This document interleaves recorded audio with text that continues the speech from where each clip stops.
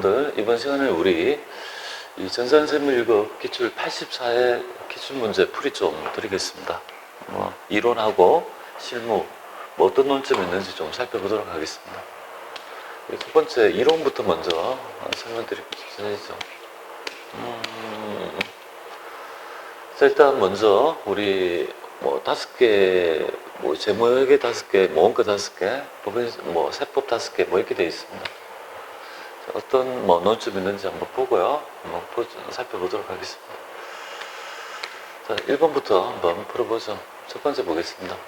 자, 일반 기업 회계 기준을 따른 회계 변경에 관한 얘기를 하고 있네요. 그죠? 회계 변경에 대한 얘기를 하고 있습니다. 그래서 회계 변경에 대해서 다음 기술 내용 중에 옳은 것은 이렇게 물어보네요. 그죠? 그래서 회계 변경은 정책의 변경과 추정의 변경이 있죠. 그래서 정책이라는 거는 뭔가 하나의 어떤 방법을 바꾸는 듯한, 그러니까 선입선출법에서 후입선출법을 바꾼다든지 그런 걸 얘기하는 거고, 이 추정이라는 말은 결국은 이제 처음에 예측한 값이 사후적인 정보에 따라 변화했을 때 그 값을 바꾸는 것을 보통 추정의 변경이라 한다, 이렇게 되어 있습니다. 그래서 우리가 이제 정책의 변경하고 추정의 변경이 있으면 일단은 요거는 회계 처리하는 방법이 이제 소급법이고요. 요거는 이제 전진법에 의합니다. 전진법은 해당이죠. 변경된 방법을 단기와 단기 이후에, 그죠? 적용하는 방법이에요. 단기 이후에만 적용하는 방법이 아니라 단기도 포함한다는 점이 좀 알아야 될 것 같습니다. 그리고 만약에 동시에 일어나면 어떻게 되나요? 동시에 발생하면 얘가 1순위, 그죠? 정책의 변경이 먼저 발생하고 그 다음에 추정의 변경치를 전진법으로 의해서 효과를 반영하고, 그 다음에 이게 잘 구분이 안 되면요, 어떤 변경이 정책의 변경인지 추정의 변경인지를 잘 모르면 어떻게 할 거냐, 그죠? 그래서 추정의 변경으로 보는 요 정도를 정리해 보시면 될 것 같습니다. 그래서 한번 보죠. 변경된 새로운 회계 정책은 전진법 아니죠, 그죠? 소급법에 가고. 자, 회계 정책의 변경의 누적 효과를 합리적으로 결정하기 어려워 전진적으로 처리한 경우에는 그 변경의 효과를 다음에 회계 연도 기시일부터 한다. 다음에가 아니고 단기 효과를 단기와 단기 이후의 기간에 반영하는 거죠, 그죠? 그 점에 논점이 될 것 같아요. 세 번째, 회계 변경의 속성상 그 효과를 이제 구분하기 불가능하다면 정책의 변경을 보는 게 아니고 추정의 변경을 본다. 정답은 바로 전진법을 예배하고 있는 바이죠. 네 번째 지문이 될 것 같습니다. 네 번 이렇게 하시고요. 그 다음에 두 번째 보겠습니다. 재무상태표 항목의 구분과 통합 표시에 관한 설명인데 틀린 거 찾아봐라, 이렇게 되어 있습니다. 그래서 현금 및 현금성 자산은요, 구분 표시입니다. 유동성을 판단하는 대단히 중요한 척도이기 때문에 반드시 별도로 구분해서 표시합니다. 맞고요. 그 다음에 자본조정 중에서 우리가 반드시 별도로 표시해야 될 부분이 있어요. 자본 개정 중에 우리가 자본잉여금은 주식 발행 조합이 중요하고요. 자본조정은 자기 주식은 반드시 별도로 표시해야 된다, 이렇게 되어 있습니다. 자본조정 중 자기 주식과 주식 할인 발행 자금은 통합 표시할 수 있다. 자기 주식은 안 되죠, 그죠? 나머지 것들은 기타 자본조정이라는 항목으로 합할 수 있지만 반드시 자기 주식은 별도로 표시해야 되니까 일단은 정답 두 번째가 잘못된 것 같습니다. 자본잉여금은 주발초와 기타 자본잉여금으로 구분 표시하고, 자본금이 우선주가 있다면 반드시 구분 강조한다. 맞습니다. 정답은 2번이 될 것 같습니다. 자, 세 번째 한번 보겠습니다. 세 번째 보니까 우리가 이제 기계장치의 처분 손실은 얼마입니까? 이렇게 물어보네요. 그죠? 그래서 이거 보니까 이렇게 우리가 19년도에 구입한 기계장치라고 되어 있습니다. 여기서 이제 좀 논점이 있다면 바로 요점이 되겠네요. 그죠? 전기 7월 1일 날 구입한 기계장치를 이렇게 되어 있죠. 그죠? 600에 팔았다, 이 말이잖아요. 그러면 우리가 이제 처음 매각을 했으니까 2019년도 12월 31일 시점에 첫 번째 장부가액을 알아야 되겠죠, 그죠? 장부가액 알고 그다음에 처분 대가를 비교해서 나타나는 게 바로 처분 손익이 될 거 아니겠습니까? 이거 지금 이거 X 요거는 얼마냐 이걸 물어보는 거죠. 그럼 처분 대가는 그 600이라는 거 알 수 있습니다. 그럼 결국은 이 장부가액이 얼마인지만 알면 되는 거 아니야, 그죠?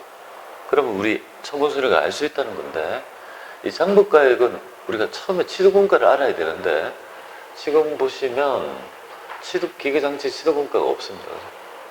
그러니까 출원해야 된다는 결론이잖아요. 그러면 이 취득원가를 그냥 제가 A라고 놓겠습니다. A라고 놓으면 내용연수로 5년이고 정액이면 뭐 0점이고 단기 감가상각비는 단기에 인식한 금액은요 180이고, 그런데 기말의 누적 금액은 270이라는 말은 기초가 얼마였다는 거예요. 작년도에.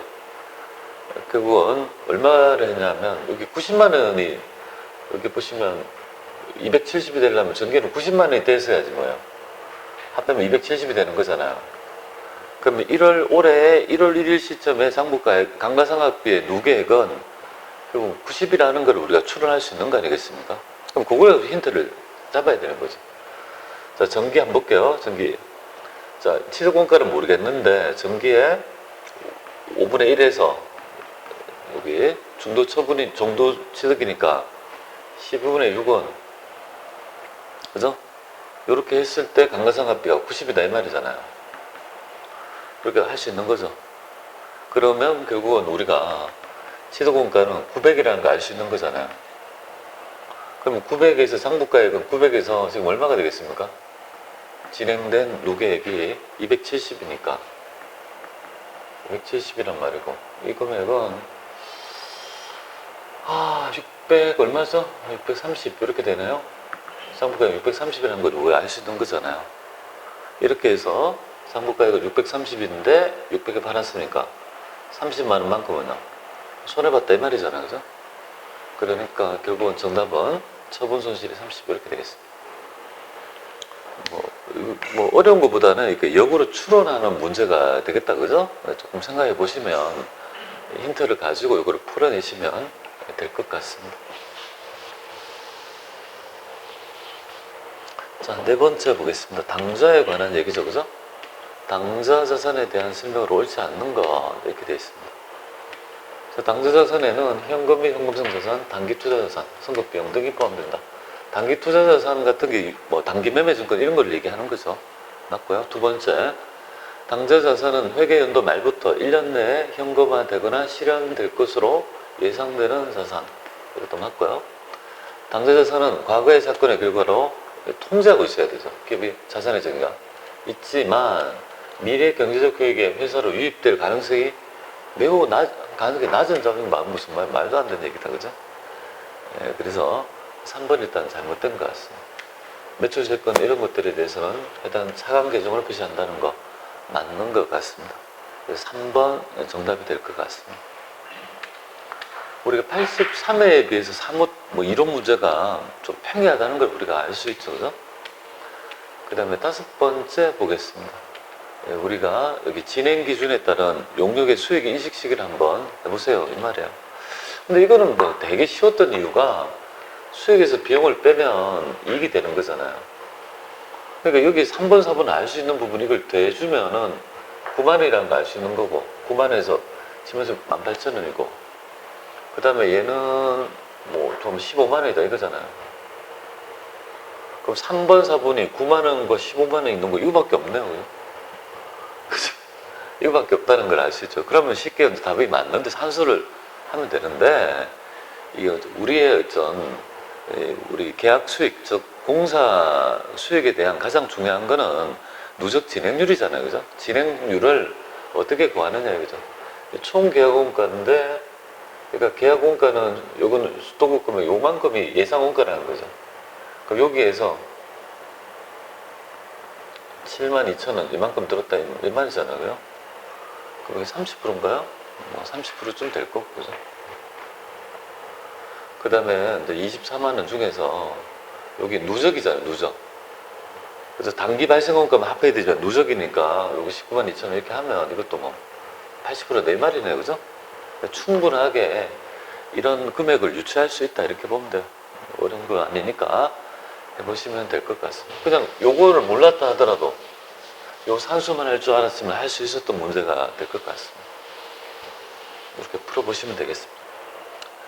그 다음에 이제 6번 이제 원가로 넘어가서 공선에 대한 설명으로 틀린 것 찾아봐라 이렇게 되어 있습니다. 공선은 크게 두 가지가 있죠. 그래서 이제 정상 공선은 비효율에서 나타나는 게 아니고 불가피하게 나타날 수밖에 없는 이 불합격품을 얘기하는 거고, 그는 우리가 최저원가에 가산해야 되고, 그러니까 비정상은요 비효율 때문에 나타나는 거예요. 내가 회피할 수 있었다면, 비효율을 방지할 수 있었다면 나타나지 않았을 공선을 비정상 공선이라 하고 영업의 비용으로 처리한다. 그게 논점이 되겠습니다. 틀린 거 찾아봐라 이렇게.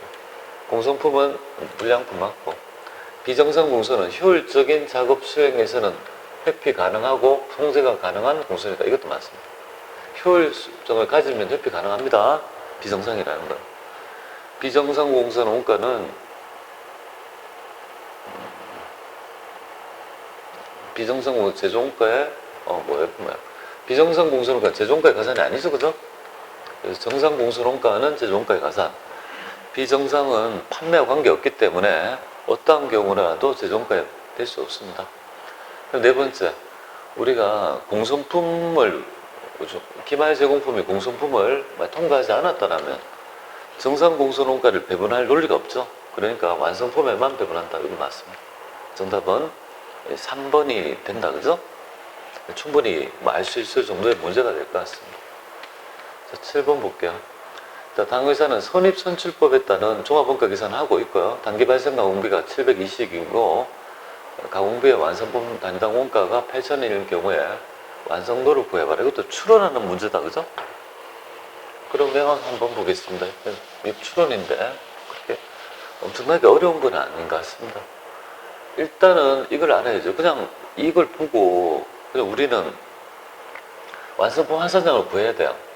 그래서 완성하고 선입선출법은 3개로 기초하고 단기분, 기말 이렇게. 그래서 딱 그죠? 물량을 맞춰봐요. 그럼 요거 2개 이렇게 맞추면 되겠네요, 그죠? 기초적으로.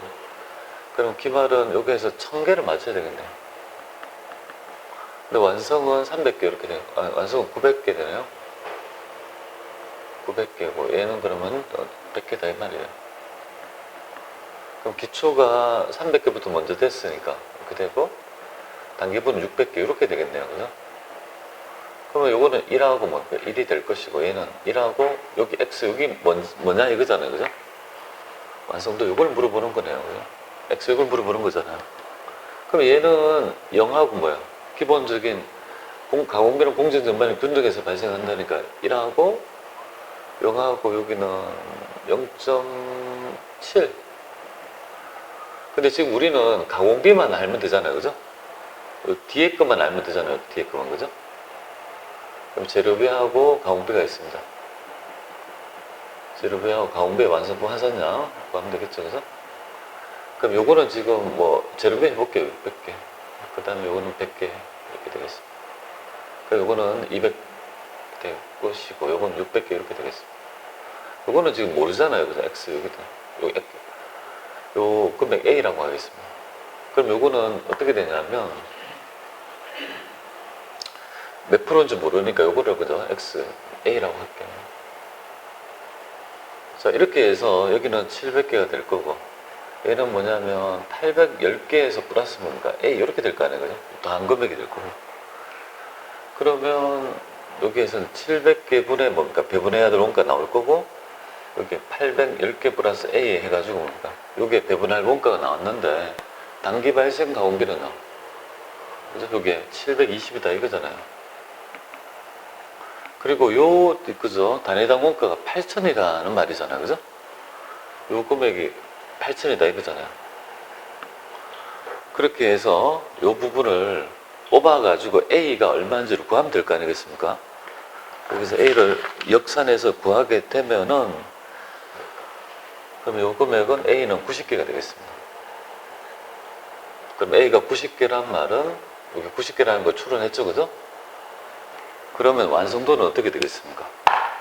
당연히 그죠? 100개에서 요만큼 해서 여기 된 거니까 90%가 된다는 결론에 이렇게 되는 거잖아요, 그죠?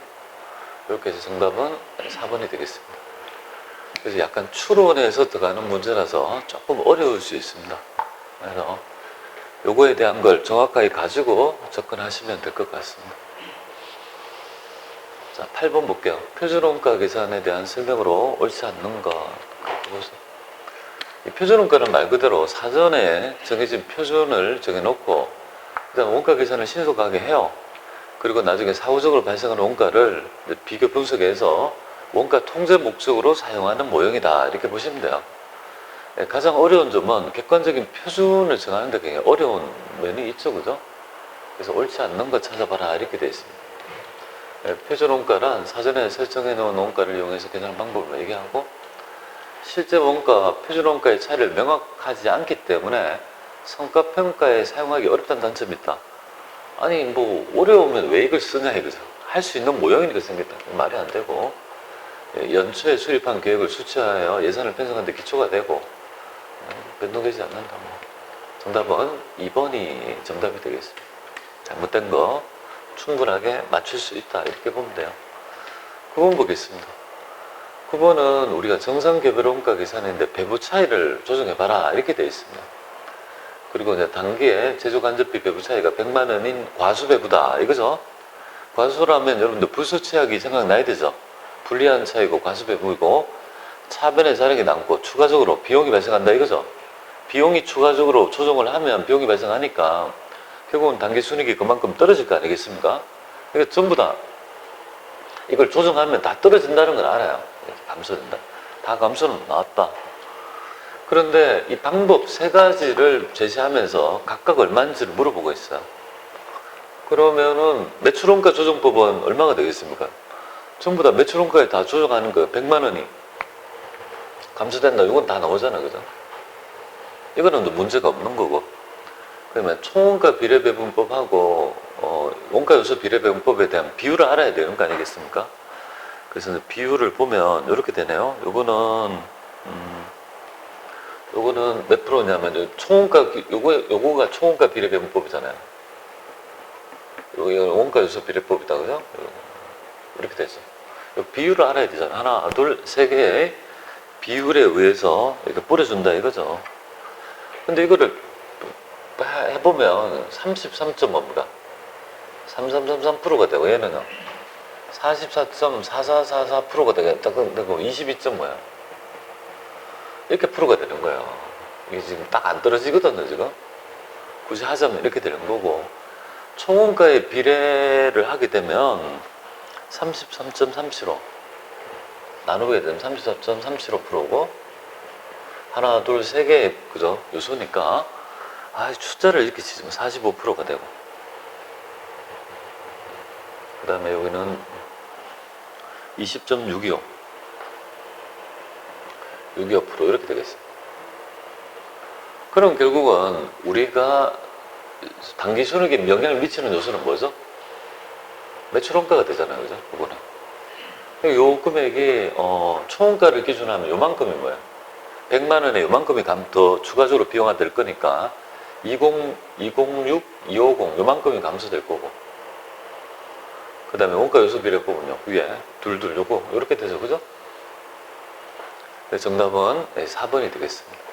어렵다기보다는 좀 지저분하게 숫자를 좀 너무 지저분해요. 그냥 좀 깜빡하게 했으면 좋겠는데 원리는 똑같은 거니까 하나에 대해서 다 많은 걸 물어보려고 하는 것 같습니다.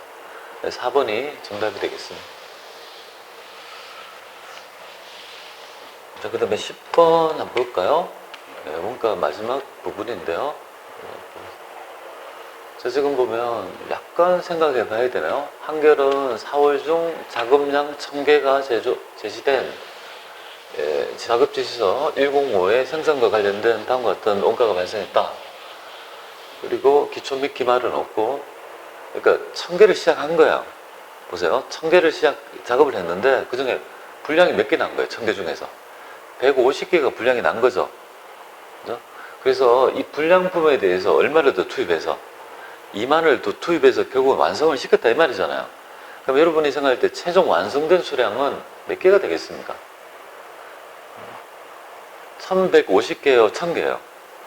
1000개를 알아야 되죠. 1000개 중에 150개 분량 나서 850개가 정상품이었는데 150개 더해서 1000개를 완성시켰다는 거죠. 그것만 알면 어렵지 않을 것 같아요. 그럼 여기에서 우리가 지금 결국은 물량이, 완성 물량은 1000개고 여기에 기존에 했던 거 있잖아요.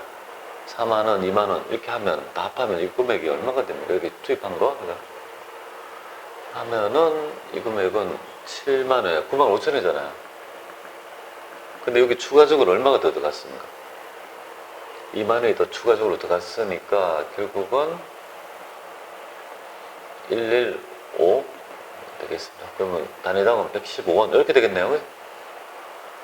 정답은 3번이다 이렇게 보시면 뭐 그렇게 어려운 개념은 아닌 것 같은데 약간 그죠? 1150개 하면 안 맞잖아요. 그럼 1000원이 나와요. 100원이 나와야 되잖아요. 그런 것들이 헷갈릴 수 있는 부분이 있습니다. 살펴봤어요.